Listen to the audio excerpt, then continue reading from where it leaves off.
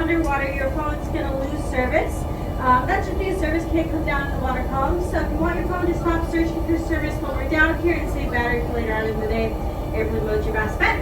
Also, if you look up above your heads, there are some baggies up there. Those baggies are in case you guys don't feel good at any point of the day.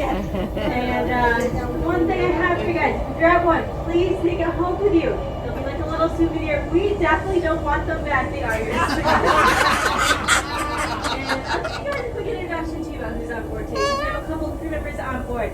So my name is Caitlin. I'll be the one talking about all the fish and structures we have out here on our dive site and also answering the questions that you guys might have. In the back we have our co-pilot. His name is John back there. And he's my man, Caitlin. Aloha. Three of you here back there. So he's going to make sure we get really close to all our structures but we don't hit anything. He's also in charge of the machinery space that's back there as well. And now the most important employee we have on board today is actually Captain Joey. Guys, give a big aloha to Captain Joey today. Yay! He's been here for well over 10 years. He's really knowledgeable about the submarine and the dive site, so he should be able to take you guys on a great tour today. And right now, we actually haven't quite left the surface. Once we're at 21 feet, we will be fully submerged. But just right now, the top part of our submarine is submerged here. Right now, not there. What depth we're at? There's 2 depth meters on board. So one's right over here by my head.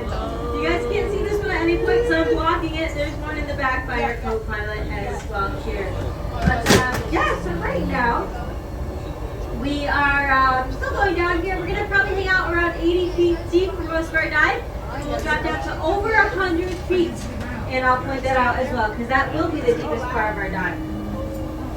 So making our way, we can, kind of see the sea floor actually down below. You can see on our port side, starboard side, you can see it out there as well here. Perfect. So, you're going to notice, you don't see too much of anything. That's because when our submarine goes down here in the open ocean area, we like to go down in the open ocean area. We don't want structures underneath us. We like to make our way over to our structures just because what our captain is doing is pumping in thousands of pounds of water ballast alongside of us.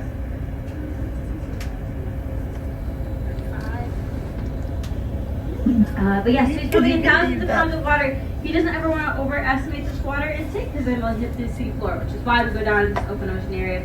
But one thing I like to tell people is to always look out these windows. So this is all the open ocean. This is not an aquarium, and we don't pay a single fish to come hang out with us. I'm glad you guys laughed. We actually used to pay sharks when we first opened up our dive site because everyone always wants to see a shark, right? Yeah. And what happened was they started requiring an arm and a leg.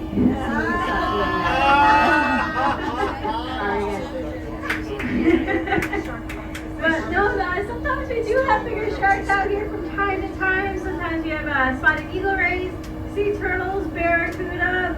We had dolphins actually a couple hours ago. Sometimes even monk seals. So just always keep your eyes on the lookout for anything that's swimming around here. We have 2 little pufferfish actually on the port side, right down there on the sea floor, kind of right next to our submarine. But yeah, keep a lookout too on the sea floor. There's a lot of critters that like to hang out there.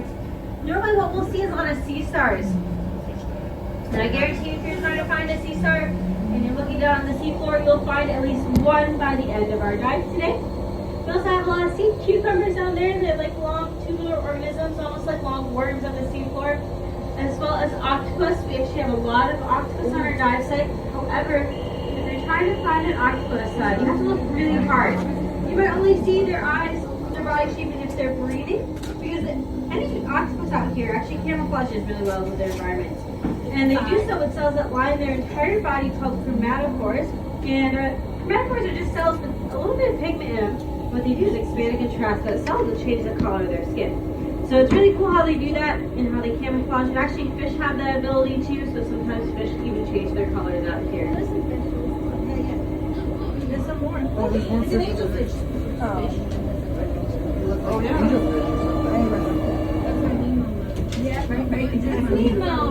Also, I heard someone coming out with angelfish. I'm thinking that was the Moorish idol that we saw. So it's actually not an angelfish, but they do have long pennants like an angelfish. Yeah.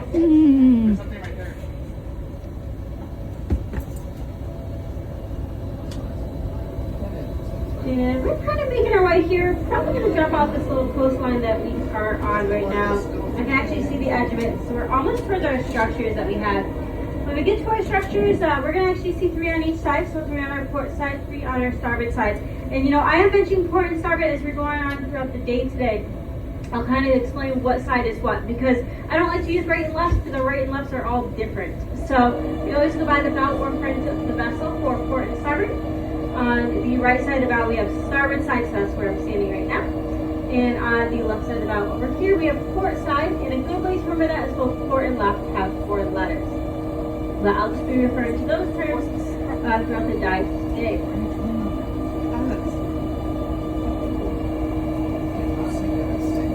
Because I played with that.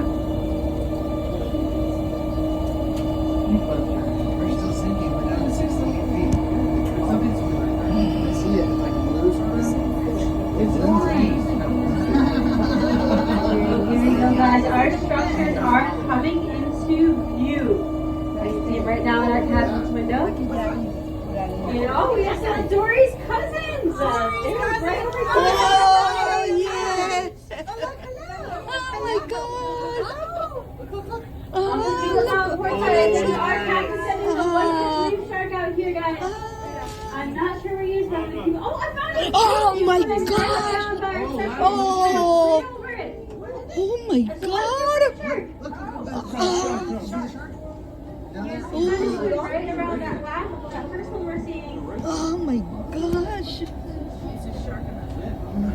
This is so cool. So yeah, so the structures we're looking at right now, these are actually the first ABC stores in Hawaii. No,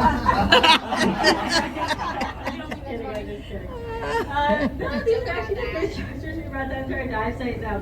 They were funded by the University of Hawaii back in '89, and the school brought these structures down here to try to cultivate coral on them, but there's not too much coral growth, or what was intended anyways, just because the concrete that they used actually happened to be too acidic.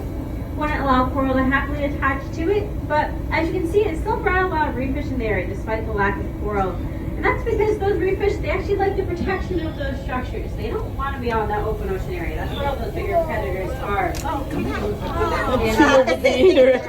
See over there. It's the same way all the reef fish kind of stay really close. But it's kind of like how Nemo's dad told Nemo to stay really close to the reef. He didn't want Nemo out in that open ocean area. It applies for reef fish out here too. And now we're slowly making our way. We're about to see some structures up on our port side here. And Everybody gets a window in there. This is my window. And